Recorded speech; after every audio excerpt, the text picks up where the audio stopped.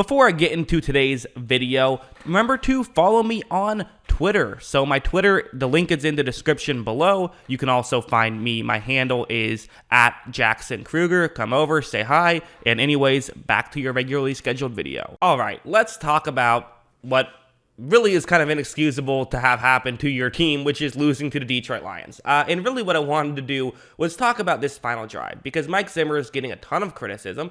This is something that I've kind of been on for a couple seasons now, is this team is not playing up to their talent level. I want to talk about what happened on that final drive, because we got to give credit to Detroit, right? They did play a good game. Like that has to be said. I think that, too often in these situations do we say, why did the team that lost, and not why did the team that won. But I'm more interested in why the Vikings lost than why the Lions won, so that's kind of the narrative we're going to take. But it's really about that entire final drive and what happened, so let's just get into it. So, okay, here is the first play right here. This is a lot of what we're going to see Minnesota do. So just to set the stage, currently for Detroit, there is 1 minute and 50 seconds left in the fourth quarter, so left in the game, and you need a touchdown to win this one. You're down 4 points. Also worth noting, no timeouts left. So you got some work to do. Need 75 yards, 2 minutes, no timeouts left, and that's kind of why the Minnesota Vikings are going to play a very soft coverage here. It's just cover 3 zone,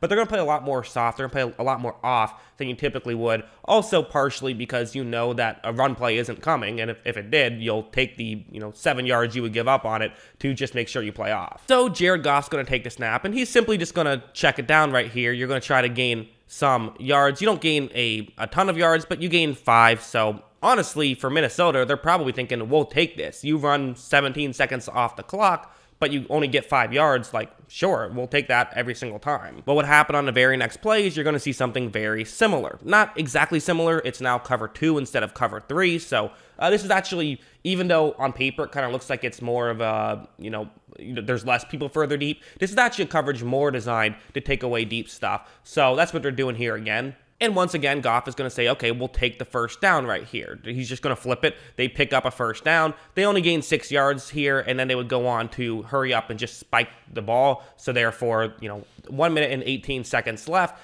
and now you have the ball at the 36. You do probably have to move a little bit faster if you're Detroit, but this is honestly just what they're going to continue to do. I mean, Goff once again throws a check down. This one gets dropped right there, so it didn't hurt you in terms of, the clock or anything. Then Goff going to take another check down right here, and you see that the Detroit Lions player is going to actually be able to get out of bounds, and that's huge. I mean, him getting out of bounds, that really makes things a lot easier for now this next play. So again, to set the stage a little bit, currently on this one, you just picked up the first down because that was third down, because remember, spiked and then incomplete. Then third down, you pick up 13 yards, get out of bounds. Now it's 1st and 10 at Detroit's 49-yard line, 1 minute and 5 seconds left. And this time, this is the concept you have, where it's zone coverage, and you know what's coming if you're the Lions. I mean, Minnesota's basically doing the same thing they've been doing. So Goff's going to take the snap, and they know what coverage is coming. They can game plan around it, and receiver loses his footing, so they don't get a ton of yards, but are still able to pick up 9 yards right here. Then you're going to see this one. They're able to just sort of flip it, pick up a few more, get the first down, all of that fun stuff. You then see another play where they're able to just underneath stuff. That's what they're trying to do right here. So we now go over to here where, to set the stage on this play, it's going to be 27 seconds left. It's a 2nd down and 1. And Minnesota is finally starting to do something different. They played the zone coverage. They played further deep. Well, now Detroit easily has, at worst case scenario, you have a few shots towards the end zone. They're going to take one here because Minnesota, I'm actually not entirely sure what they're doing. I think this might have been a blown coverage. I could be wrong. This is one of those, like, when you're evaluating film, it's hard to know exactly what coverage it is. And so usually if I'm making a film study, I'll just throw this play out and say, okay, let's just watch the next one. But since I'm showing you every single play from this drive, I have to include it. I believe this is a cover 0, and someone's going to blow their coverage. That's what I think is happening here, because watch what happens. 6 Vikings do rush the passer, and you're going to see that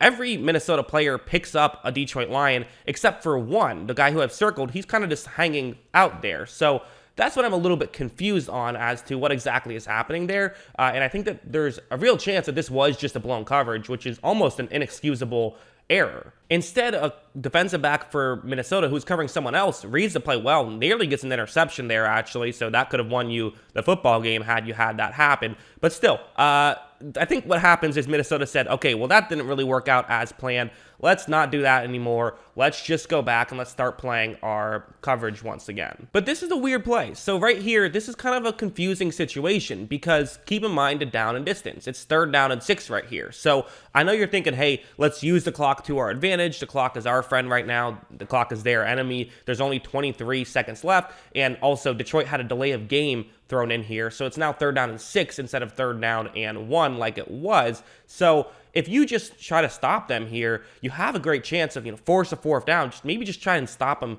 twice. I think their mindset is, hey, you get something over the middle, okay, you'll pick up the 1st down, but you're going to have to lose 15 seconds or so, to run the play and also spike the ball. And in doing that, you'll basically only get 1 or 2 shots towards the end zone. So Detroit here is going to do the smart thing. They simply just flip it to TJ Hawkinson, who picks up 10 yards. They do then have to spike the ball, but they're able to still spike the ball with, only taking 11 seconds off the clock. It's with 12 seconds left in the game now, and you've got the ball, you got the 1st down, and you have a much easier shot of trying to get the ball into the end zone. So I don't hate the idea of saying, hey, we're not going to let them score a touchdown here, but, that was a 3-man rush. They were really being very cautious with all that stuff. I think they could have played a little bit more aggressive, but granted, that could be a bit of a Monday morning quarterbacking of I saw how the play worked out, so now I can, say that. On the next play, Minnesota would do something very similar. Again, a 3-man rush. They was cover 4 zone, and the Lions were able to pick up some yards and still get out of bounds. Kind of a risky play for Detroit because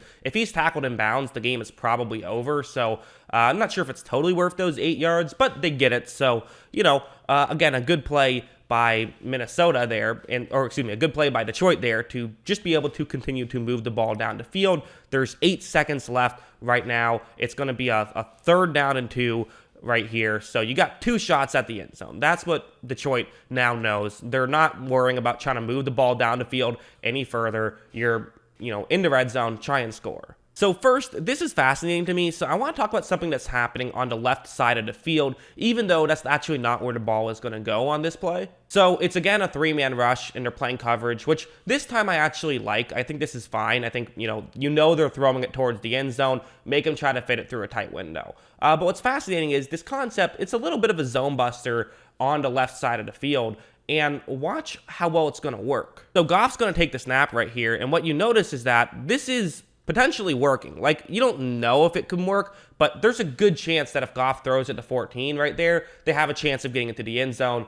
Now, the flip side is if you get tackled at the 1-yard line, you lose the game. So it's tough, but I really want to turn your attention to Minnesota and how they're not really playing this too properly. Goff's going to throw it somewhere else, so it doesn't matter, basically saying, hey, this play isn't working. What I'm looking at, I don't have time to go through a bunch of progressions. I'll throw it away and run another play, which is the correct decision by him. But my main point is that Minnesota called a timeout, and at no point did they say, hey, let's really make sure we understand what we're supposed to do here, what our assignments are here if something like this does happen. Because the next play, not the same thing, but something relatively similar would happen. So right here, what you're going to notice is that on this particular play, it's again a zone coverage play with just a 3-man rush. And what you have is Cameron Dantzler. That's going to be the key Vikings corner to watch here. It's Amon-Ra St. Brown, and also worth noting, okay, you do have some help back. So really what you want to do if you're Dantzler is you want to protect the goal line. That's what he should be doing here. And he wasn't too aggressive the last time, and he's not going to be too aggressive this time either. Watch how when this play begins, you're going to see that, why are you going so far back here? I just don't understand the logic behind this. Like, if it's a double move and he's running deep, okay, then that happens. But you should know what's going on. And you should also, if you do expect some help over the middle, then Woods, the guy who's further deep, he has to be running in quicker. There's not communication here, and there's not enough aggressiveness here. As a corner, you do have to be aggressive sometimes. This is absolutely one of those times. If it's a double move, okay, you can still have a chance there. Instead, Goff is able to get it there in a hurry. Good throw from Goff, good play. Again, the Lions deserve their credit for sure, but it did kind of feel like for Detroit, for Minnesota, their mindset was, we're going to make Detroit have to execute 14 plays if they're going to be able to score, and Detroit was able to do so. So maybe it's the correct strategy and didn't work out, but I wasn't a huge fan of it. But that's what I think. What do you guys think? Let me know in the comments below. Always love hearing from you. And of course, as always, thanks for watching.